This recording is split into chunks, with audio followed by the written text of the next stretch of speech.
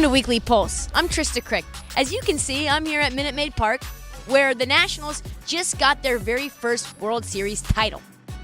We break down everything from Game 7, the series and championship, and look ahead to the MLB offseason with Bob Nightingale. With the baseball season coming to an end, that means we're in the heart of football season. Oh boy. We have our weekly power rankings for the NFL, as well as our college football Amway coaches poll. We also have our NFL 100 conversation on who is the greatest quarterback of all time.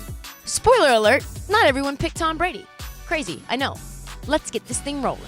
Hi, this is Bob Nightingale from USA Today Sports, and this is what I'm hearing. Well, they're going absolutely nuts in the Nationals clubhouse. It's historic, obviously. First World Series championship in Washington, D.C. since 1924. They don't call it a miracle season, but yet, hey, they were counted out in May. They were 19-31, the first team to ever beat 12 games under 500 and win the World Series. The big topic in there was they did it the old-fashioned way with great starting pitching. Scherzer was a hero, Patrick Corbin was a hero, and Steven Strasburg, the MVP. Now, of course, their attention is on the free agents. They're going to do everything possible, they've told me, to bring back their star third baseman, Anthony Rendon. Steven Strasburg has an opt-out. He's got 4 years, $100 million left. What surprised me, they add another year onto it to make it a 5-year, about $130. This is Bob Nightingale, and this is what I'm hearing. What do you need to slay Goliath? You need unrivaled joy. You need to be cool under pressure.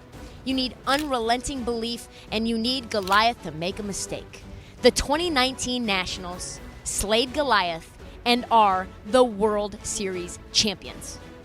In a season that feels like a Hollywood script, Game 7 played out according to script for the Nationals. They were down early. Greinke was dealing. They were dead in the water. And then the 7th inning. Rendon, Soto, Kendrick, magic. Just like it's been all season long. It's two different sides of a spectrum. You look at Rendon, who has no heartbeat. And then you look at Soto, who's a 20-year-old, well, 21-year-old now, sorry. He had his first beer tonight, which was kind of nice. But you look at a 21-year-old kid that's just out there just having fun, like he's playing stickball in the backyard. You add Howie in there, and you add, even Zim. I'm so proud of all these guys and what they've done. For the Astros, they don't know what hit them. And for A.J. Hinch, he's going to have to live with the questionable decision of taking out Greinke after giving up just 1 run and 2 hits. Decision, I'll have to live with. I'll think about it, and I don't know what would have happened had I left him in. The Astros bullpen couldn't stop the bleeding. A dynasty in the making crumbled. DC has their first World Series title since 1924, and the Nationals their first title ever. Many stars will be remembered from this, but if there's one player that deserves a statue outside of Nats Park, it's Steven Strasburg. His journey is synonymous with the Nats' journey to the top. You can learn just as much from the downs as you can the ups, and I think everything happens for a reason, and I think I've really just become a stronger pitcher through all the adversity that I've had to go through. Unlike Bryce Harper, he fulfilled the promise bestowed to him by being the number 1 pick. He brought a title to the nation's capital. And for that, they will always remember.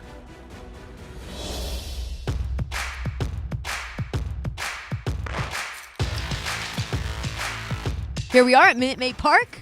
Nationals clinch, probably one of the most unexpected World Series champions that we've ever seen. How does this Nationals team sort of stack up in your mind to prior champions?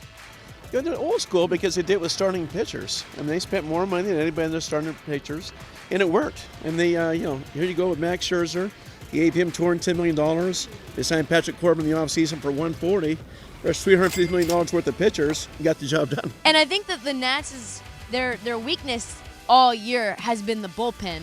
But for some reason, Davey Martinez found a way to sort of hide that bullpen and move some of those starters into the reliever spots.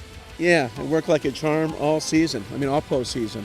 Patrick Corbin came out in relief 5 times. We were all talking to Max Scherzer saying what a great job he did. He said, hey, how about Patrick Corbin? He was a star tonight. The thing that's going through everyone's minds, though, is really the collapse of the Astros. Greinke playing lights out, 1 hit through 6 innings, no runs, 80 pitches. Anthony Rendon has been playing lights out, so he gets a home run, and then Soto walks. Why take him out? Well, I think he just got nervous because he was going on such a roll, and then he had the walk, after the home run. They said, hey, we'll take 7 innings. He's been so good. And he was pitching so well, where Kevin Long, the hitting coach for the Nationals, when Garrett Cole was warming up, they said, please have him come in because we can't hit this guy. They've never seen Greinke pitch this good in their lives. And then no Cole. So what was that about? I think it was a smoke screen just to have him come up. I think he's never pitched in relief in his life except for college. So I think they just had him up just to kind of try to scare the Nationals. But they're going to go to their bullpen all along. It didn't work. But AJ's considered to be one of the best managers in the game. We're here and it's the night before Halloween. Do you think that this decision is going to haunt him? No, I think it would have haunted him if he took him out before he got in trouble. I mean, that was a blast that Rendon hit hard. Then he walked Soto on 5 pitches. I think he thought, hey, this guy's pitched so well, I cannot afford to have him give up a home run. Brings in Will Harris, and then, boom, he gave up a home run last night and did it again tonight. So he's not the same guy these last 24 hours. No, Will Harris has got to be feeling probably the lowest of the low in all of that dugout. Moving forward into the offseason, not only are the top guys that have performed in this World Series sort of now what's going to happen with them? You've got Cole, you've got Rendon, and you've got Strasburg, all sort of maybe not going to be on the same team that they were before, right? We're going to have 2 very, very rich guys. I think Garrett Cole will definitely leave. And I think he'll sign with the Los Angeles Angels. At least that would be the favorite. And he'll get at least $250 million, making the richest pitcher in all time. And Anthony Rendon, he's a Houston kid. Obviously, they don't need a third baseman in Houston. We'll see what happens. I think the Nationals will bring him back. I really do. It's going to cost at least $260 or $280 million. Steven Strasburg just moved his entire family to D.C. He wants to stay. So I think they renegotiate the contract, give him 1 more year, maybe 2, and he stays. Have you spoken to the learners about Rendon? Are they willing to give it whatever it's going to take? Yeah, well, particularly the fact they won. And there's a lot more money now in the pocketbook. The fans will go nuts if they don't sign him. And hey, it's they need to have this guy. He's one of the best players in all of baseball. Beloved. He loves playing there. So I don't see anybody outbidding the Nationals. I think the Nationals will jack up the price to about $280 million. 2 of the most iconic Nats, Bryce Harper, Steven Strasburg, back-to-back #1 picks. What is Bryce thinking right now, and how is that juxtaposed with Strasburg's legacy? Steven Strasburg made the choice to sign before he's a free agent. Now he'll get as much money as anybody else. Well, obviously, the Nats had a historic run, and the Astros had a historic collapse. Any other thoughts moving forward into this offseason? No, it's kind of a old school versus new school World Series where, they have all the older scouts within Nationals. They value their starting pitching, team camaraderie. And hey, they were 19-31. They could have easily quit. They were waiting for the manager to get fired, the coaching staff to get fired.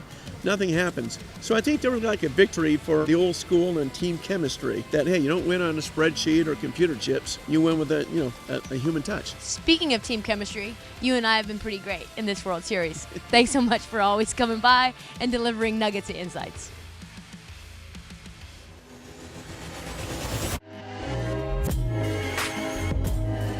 This time of the year, the last week of October, to me, always signifies the time when playoff races in the NFL really start to ramp up. Teams looking to win their divisions need to make moves now because if they fall behind, it may be too late. But before we talk playoffs, let's talk risers and fallers. Here are the ones from Week 8. And first up, let's go to Philly, where the Eagles avoided a 3-game losing streak and, impressively, did it on the last leg of a 3-game road trip. People can criticize the Bills for not having played anyone and for being a weak opponent, but the Eagles started to show signs of life that had made them a perennial playoff contender. They were good on third downs, good in the red zone, and finally protected the football. Now to Arrowhead. They've won just 2 of their last 5 games, and suddenly the Chiefs are slipping down the standings in the AFC. After losing to the Packers, KC is now the 3rd seed in the conference and let the Colts slip up into 2nd. Of course, there's a ton of football left this season, and all indications are that Pat Mahomes is coming back soon. But the Chiefs need to shore up their defense even when the reigning MVP returns to form. Another faller, Cleveland. What are you doing? Look, I wasn't expecting the Browns to go into Foxborough and beat the Patriots, but I expected them to look much better than that. They commit too many penalties, are way too careless with the football, and have some absolutely baffling coaching decisions. This looks like a rookie coach who is in over his head and a team that was way too hyped and is doomed for yet another losing season. A riser, it's the Packers. There's a fascinating three-way battle for the top team in the NFC right now between Green Bay, the Saints, and the Niners. And based on how this team is vibing and the chemistry they're building, the Packers are making a really strong argument. One more riser. How about the Jaguars? They're hanging around at 4-4, and with the way Gardner Minshew is playing, you have to wonder whether the team might be better off riding him and keeping Nick Foles on the bench once his collarbone heals.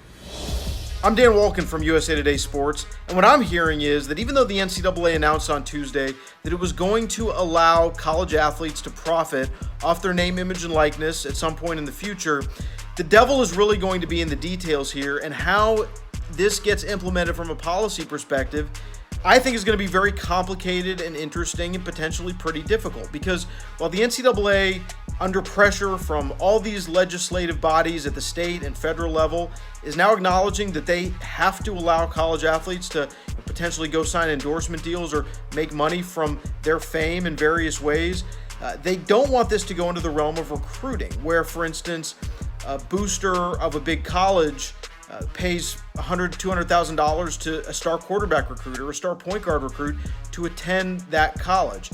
That's not how they want this to work, and yet finding a way to actually regulate all that activity at the NCAA level is going to require a lot of work, and frankly, it may not make everybody happy. The legislators in California, they may not go for that. They may push forward. The NCAA wants, if there's going to be any sort of law, for it to happen at a federal level, because they're a national organization. They run national championships, and they don't really think a state-by-state approach is going to work.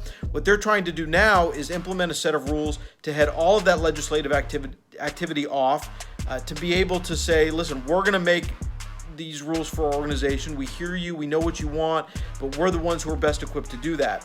What they come up with, though, is going to be really interesting, and as Gene Smith, the Ohio State athletic director, who is the head of this working group, acknowledged, it's the big elephant in the room to say we're going to allow liberalization of these rules without it turning into a big recruiting disaster. How do you fit that together? It's really not going to be an easy discussion, and it's going to take probably several months before we know exactly what the NCAA is going to do. Oklahoma's loss to Kansas State is obviously bad news for the Sooners. It's obviously bad news for the Big 12, which kind of put all its chips on the table with Oklahoma. But to call it like a crippling blow for Oklahoma's postseason hopes is kind of dumb, because A, it's just one loss, and B, recent history, like last year, also the year before that, has shown us that chaos is going to happen in November. So Oklahoma's still in the mix of this thing. Obviously, they're going to feel it in the coaches' poll. They're going to feel it in terms of their national reputation. It's a bad loss because you don't want to lose to Kansas State if you're a top 5 team in the country, but it's not fatal. I think Oklahoma is still going to be there at the end of November. They'll be in the mix in December. Also, Michigan. Look, this year for the Wolverines had been a series of disappointments. I know they'd won 5 games and lost 2 heading into the weekend, but they lost to Wisconsin, they lost to Penn State. Kind of all the air was taken out of the balloon for a team that some people, me, thought would reach the college football playoff back in August. Beating Notre Dame and the way they looked in doing it, it's a huge win for Michigan because A, in the grand scheme of things, puts them in line to potentially get a New Year's Six bowl, get into another major bowl under Jim Harbaugh, and B, it could be a turning point. It could be a turning point for an offense and a defense that when they played together, really played together for 60 minutes, dominated a top 10 opponent in Notre Dame. So Michigan can do that. I mean, maybe they could beat Ohio State. You never know.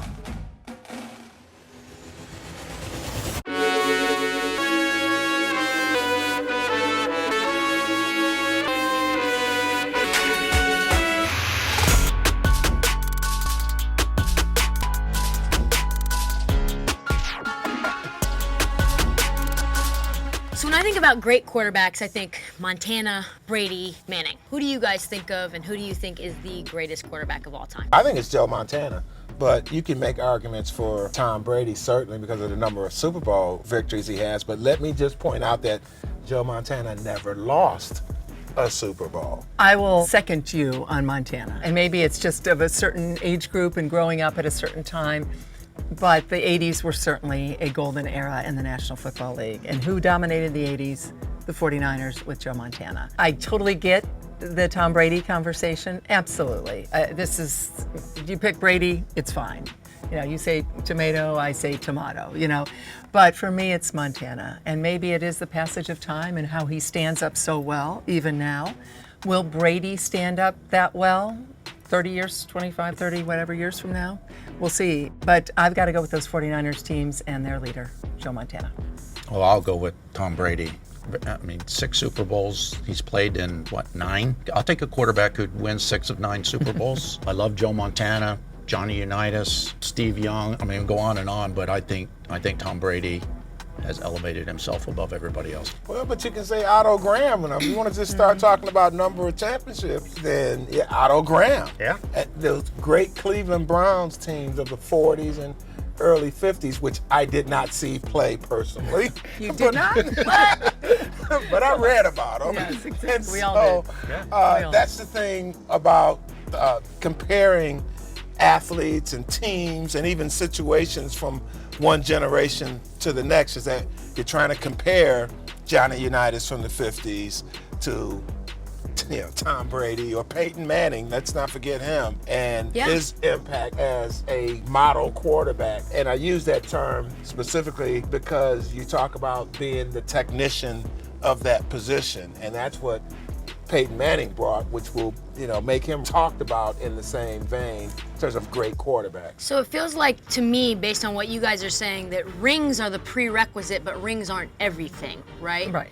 So what do you think makes your top quarterback special from non-winning rings perspective? Obviously passing, accuracy, arm strength, smarts, the ability to process all that information in seconds of time. Who does that best? It's the reason I like Aaron Rodgers. I like to see a little flair, a little gunslinger kind of attitude, not afraid to make a mistake or throw an interception. A Brett Favre, for instance. I mean, he's probably as talented physically as anybody, as far as athletic ability. Because when Brady has the ball in the fourth quarter with a minute and change left, he has too much time. Was it like that with Joe Montana, where it was an inevitability? Sure, the catch, of course that was before the runs really started for the 49ers in '81. But absolutely, Montana won a national championship with Notre Dame before he got into the NFL. So also not drafted highly at all. I mean, nowhere near as down what Brady was. But again, one of these guys who was, for Montana, people were worried about his size. Great college quarterback, but can he do it in the pros? I think the answer was yes. When you think about that West Coast offense, which was revolutionary really with Bill Walsh and the 49ers, he needed the perfect quarterback to make that go. The other thing, in the biggest moments of Joe Montana's career, talking about the Super Bowls, Joe Montana was the best Joe Montana that he could be. And I'm talking about But Brady wasn't? Let me tell you, Joe Montana never lost a Super Bowl. Tom Brady, no, he was not always the best that Tom Brady could be that we can see. And that's no knock on those 6 Super Bowl rings, nor is it a knock on the fact that you got to 9 Super Bowls. But Joe Montana did not throw one single interception in 4 Super Bowls. 4 Super Bowls. If he had played What if he had played in 9? If he had played in 9, what would his record be? No interceptions. There you go. I'm with you on that. Who It's did the he have large a receiver law of for large numbers. every year? He didn't have Randy Moss. He didn't have Bill wasn't Belichick. Randy Moss in his He didn't have Bill Belichick pulling the strings. on the He defense. just had Bill Walsh. There's something about this, to this very essence of what we're doing, the 100 years of the NFL, that takes you back, saying that check in 150 years about Brady. I think absolutely Brady is 1 or 2, and that's not too shabby. That's so obviously we're kind of there. I do think Brady's not done, and that, to your argument, could be, well, then How many more does he need to do? What Right. else does he need to do? Right. Oh, again, he's great. I don't want to miss out. Let's give Johnny Unitas his due. Because when I was growing up, the prototypical quarterback, who was the word quarterback and what you pictured, Johnny Unitas, the classic stance, right? The high top shoes. That was, and so much of what we have been talking about and continue to talk about in this series is about the NFL as a piece of our culture. And Johnny U certainly was that person for a large swath of the population. And the thing is, a lot of fans will look back at the quarterbacks of that generation and look at stats, and especially completion percentage, touchdown to interception ratio, but it was a different game. It wasn't, the short game wasn't really there. And quarterbacks, you didn't pay the big penalty with your coaches back then if you threw an interception. That was like okay, no big deal. They're trying. You know, it was every quarterback of that era had a high number of interceptions. Talk about a guy with a lot of interceptions that have made a lot of impact on the game, Brett Favre. Where does he stack up in terms of the impact that he's had on the game? Of course, he's not in the conversation for best ever, but he certainly has had great impact, right? He threw for a ton of yards and threw for a ton of interceptions. I know that. And brought a lot of flair to the game. I enjoyed watching Brett And Favre. durability. Yeah, durability, no doubt about it.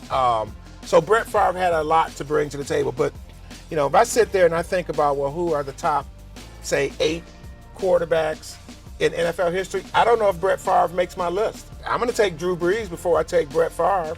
I'm going to take Aaron Rodgers before I take Brett Favre. And those are current How players. about a couple guys named Elway and Marino? Yeah, I mean, they're throw not them too in there. shabby Right. as well. And then we got Montana, and then we got, what's that guy in New England now? That So- young kid. Yeah. So when you start talking about Brett Favre, and that's not even a knock on Brett Favre, it's like, let's just make sure we put this in the proper context of what he was. Brett Favre or Big Ben?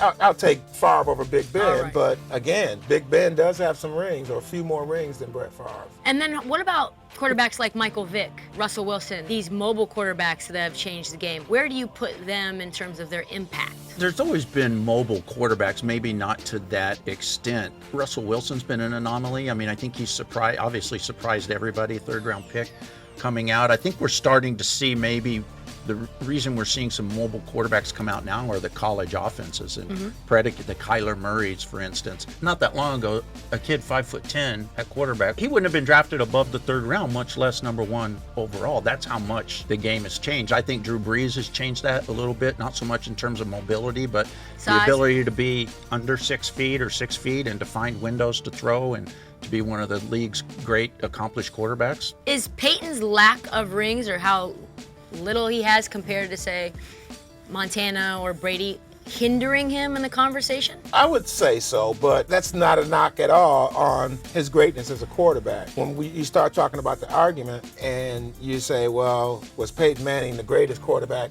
of his era? Let's not even talk about all time. Let's just say of his era. And then you got number 12 sitting over there with the Patriots. It's tough to argue against Tom Brady in the context of who was the best of that era. So you could take that whole question about Super Bowls, and even though that's not the ultimate factor, and see Dan Marino for that, it is a factor when you start trying to compare one versus the other. That's the thing in all of this we've got to keep in mind too. All these guys are great players. Obviously, we wouldn't be talking about them other than, who was a draft bust. So, and especially if you're a top 10 quarterback in 100 years of the league, you're pretty damn good. But that doesn't stop guys from still feeling slighted if they're not Oh, top yeah. 3. I mean, you've got people like Aaron Rodgers that remember every little bit of criticism and take it into the next moment, the next year, and probably will take it with them to the grave. So I'm sure there's plenty of guys that are built for, I don't want to just be top 10, right? I want to be right there, right? Competitors. Yeah, no doubt. Plenty of sports to watch this weekend. First and foremost, the nation's capital is going to get wild. The Nationals are going to be having their parade. Up next, Georgia, Florida, Oregon, USC. Oregon's ranked number 7, so you know they're probably going to lose, and it's going to be in a heartbreaking fashion. And finally, Sunday night, Tom Brady versus the new kid on the block, Lamar Jackson. Plenty to stick around for, but stick with Weekly Pulse, your heartbeat to what's trending in sports.